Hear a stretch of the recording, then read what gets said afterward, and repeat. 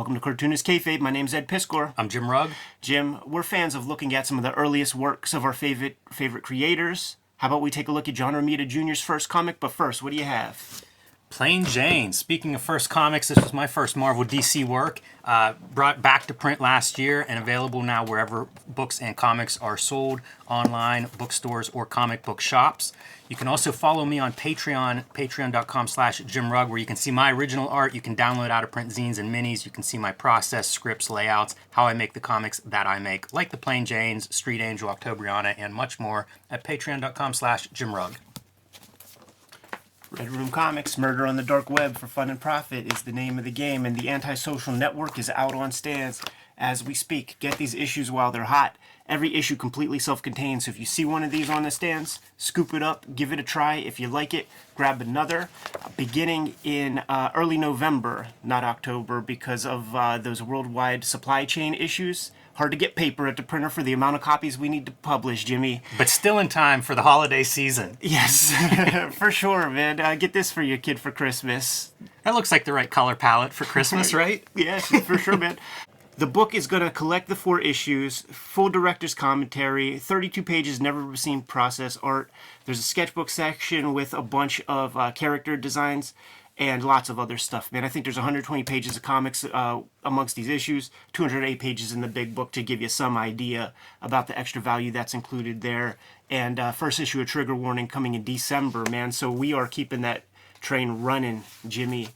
You can read these comics before they hit paper at my Patreon, patreon.com/EdPiskor. $3 for the archive there. Over 150 pages worth of comics up there as we speak. And we are into serializing the trigger warning season of comics. All those links are available in my link tree in the description below this video.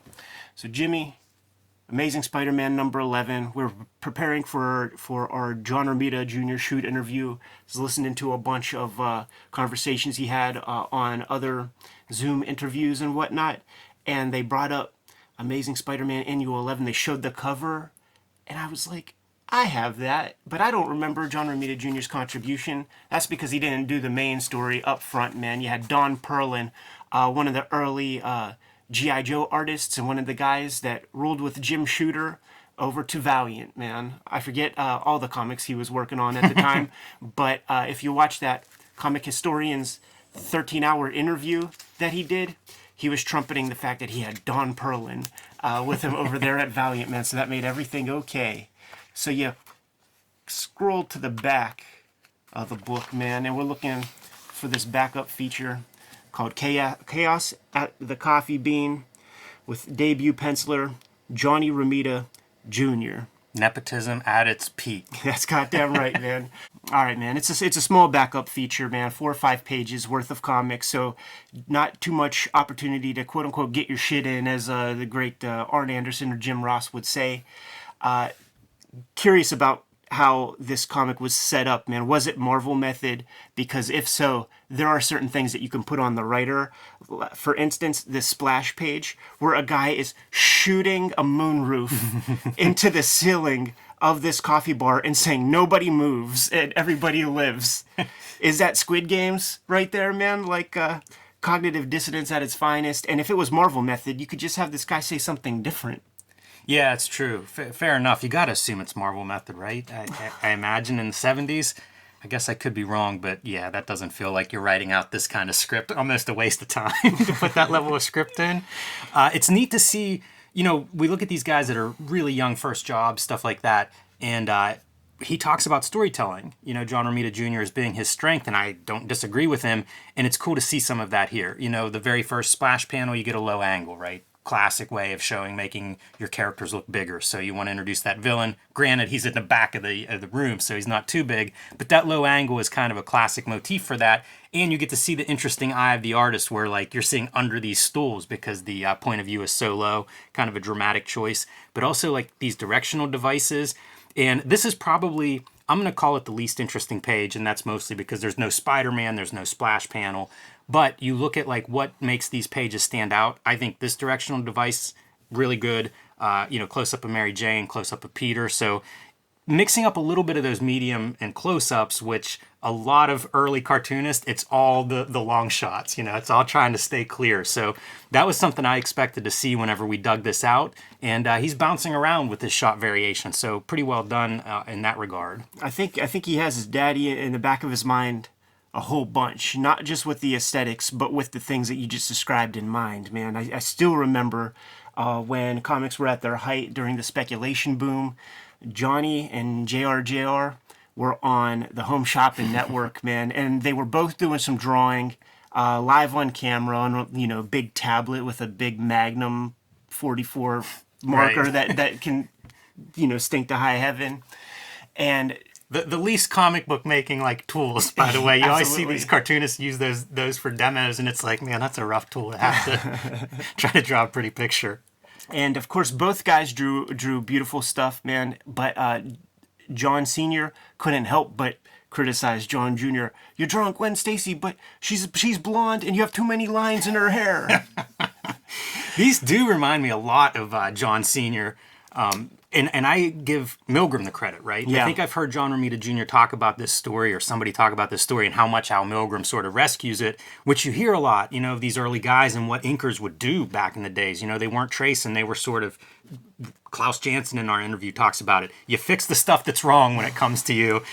So a lot of credit to Al Milgram in the interviews I've heard about this particular story. Trying to strip away the Al Milgram from it and see what JR stuff is in here. You pointed to this face, but I actually think that if you can just take off the slick surface, some of the proportionality and the weirdness of the eyes are JR strokes, man. This looks like a damn paste up from John Romita Sr. Maybe this was fixed in the bullpen by the old man.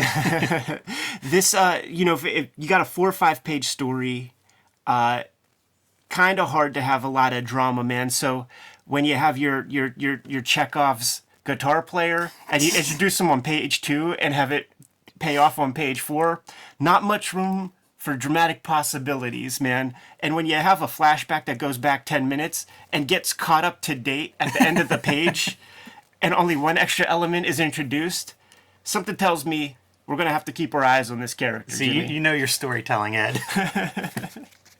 Chekhov's supporting character. One of the great hallmarks and strokes of the young cartoonist, we saw it with Art Adams. You get your Marvel Method style plot in your studio, and there's a lot of material, I guess, maybe typewritten on that page. You feel the obligation to get it all in there. So like Art Adams in that first issue of Long Shot, what do we have here, about 36 panels? Very dense pages. You don't see a lot of this, though. Five rows on that page. Pretty unusual layout for 1977 Marvel. But as you say, Ed, it is a young cartoonist, and he's trying to tell this story as clearly as he can. Yeah, man. It's seeing it at this slight size like this makes me think of the Spider-Man daily strip or something. It could sort of fit that kind of vibe. Here's what we're talking about when it comes to storytelling stuff. You see every character turn that way, providing the opportunity for Peter Parker to jump this way and do his bit. Nice page composition, too, with having Parker do an action pose in the middle of the page. I like that. And again, going back to interesting pages, panel layouts, you see, extreme foreground of our singer while this action is going on in the background. I'm impressed by that because, again, it's a young cartoonist and he's trying to make these panels look good and not doing a bad job at it. Yeah. And, of course, you get a couple of good Spider-Man shots here, coming and going as the case may be. But, again, nice page. You get Spider-Man big in the middle of the page. That's what you're looking for in a Spider-Man comic. I feel like this might be this is a pretty intimidating script to draw. There's a lot happening. You only get a couple of pages, a lot happening, a lot of reference required, man. You got to draw a damn coffee bar, and we saw what that hunk of the month John Romita Jr. photo looked like in those 1980s comics. This guy wasn't hanging out in coffee bars, man. He's going to discotheques and shit like that. Maybe the Tony Danza boxing association rings and shit like that, That's man. hilarious. He This ain't- is kind of a little bit of a wonky one for drawing wise of the guy jumping in the getaway car. Some crazy perspective in that panel. Yeah, he's got to work on that stuff, man, and he does, and he will. But that is a giant leg going in that very tiny door. And even on this first splash page, like I'm a reasonably tall guy, I could dance down maybe 2 or 3 stairs at a clip, but it gets dicey when I'm going down 7 stairs at a time. Yeah, you got to be flexible to do a step like that. And this guy doesn't look like he does downward facing dog. Not a lot of yoga in his world. Surprise, surprise, Jimmy. Our guitar player was in cahoots with the guy, with the bandit. Yeah, he's in on the heist. Because if you're going to rob people, what's better than a coffee bar? Those are high rollers usually. Yeah. Going to see a folk singer in the village. Ask the barista, man, when they got that slight tip jar. Talk about a challenge to draw. Now you got to draw Spider-Man lifting up a car hood. Yeah, it's so impossible. You want to see your other characters and their reactions. That's maybe not even possible by like real physics. So some bending going on there with the perspective. Spider-Man looking big. When you see stuff like this, bless Todd McFarlane, right? Yes. Got to see Spider-Man doing Spider-Man things. I feel like that might be the only sentence for this page for the Marvel method. Spider-Man has to do Spider-Man things. Shoot a web, grab something and crush it.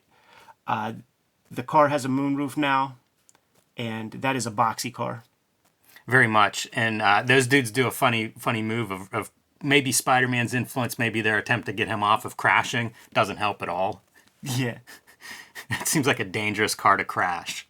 In their haste, I don't know that they buckled their belts, man. Another one of those crazy spiderweb gimmicks. Yeah, that's a funny texture for the spider webs. And that's how it was always drawn for years and years before McFarlane figured it out. And McFarlane always talked about it as being a function of wanting to shoot it towards the camera. Here's an example of that, and you could kind of see what he means, man. This is just like weird nets. Yeah. Great having the close-up insert of Spider-Man's iconic mask face. That panel works really well for me. I think that's a good move for anybody, not just a young cartoonist, to put something like that in. Heads back down to the coffee bean, and MJ is very much nonplussed. Yeah, not a good date. Getting hit on by all kinds of dudes, and she says, like, I should just leave with one of them next time, as Peter Parker breaks the fourth wall, looks at us, the dear readers, looks at Grant Morrison. Yeah, somewhere a young Grant Morrison's reading this comic and taking notes. As he has the proverbial gun to the head, man. You look at this, man, it feels very functional. It feels like any of the journeyman work from that you would see in like Marvel Comics Presents by somebody whose name you never heard before. What this cartoonist in particular grows into can't happen if you're not a very self-aware artist. Once again, going back to that Klaus Janson conversation, man, of like identifying one's sticking points, being an entertainer, figuring out how you could stand out on the page. And I bet in some ways nepotism can cut several ways, man. Get you in the door, but hearing it over and over again, man, that you just got where you were because of your pops. You take a look at JR's work right now.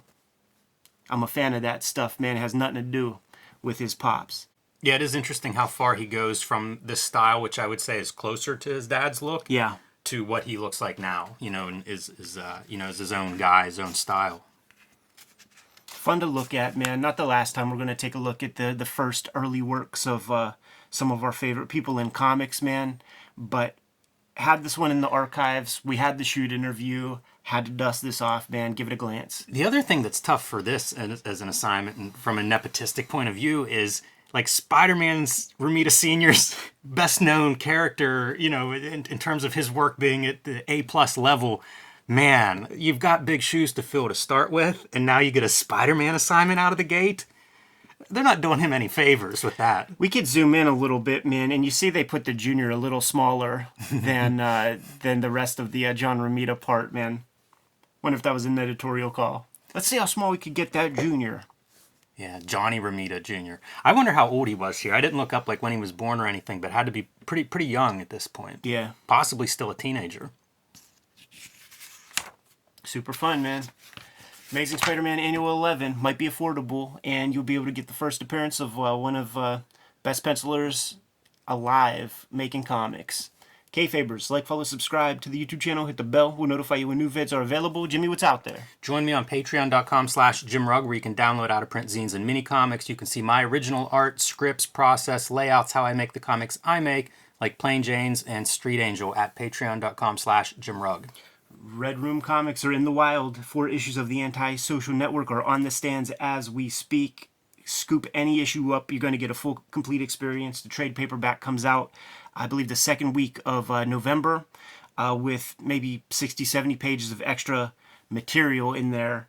You could get these comics at my Linktree in the description below this video, as well as my Patreon, where I'm serializing the next wave of comics before they hit paper for the price of $3. And you could go there for free, scoop up the PDF of the free Comic Book Day comic. All those links in the Linktree. What else, Jim? Subscribe to the Cartoonist Kayfabe e-newsletter at the links below this video. You can also find Cartoonist Kayfabe t-shirts and merchandise at the links below this video. Give those marching orders. We could be on our way. Read more comics.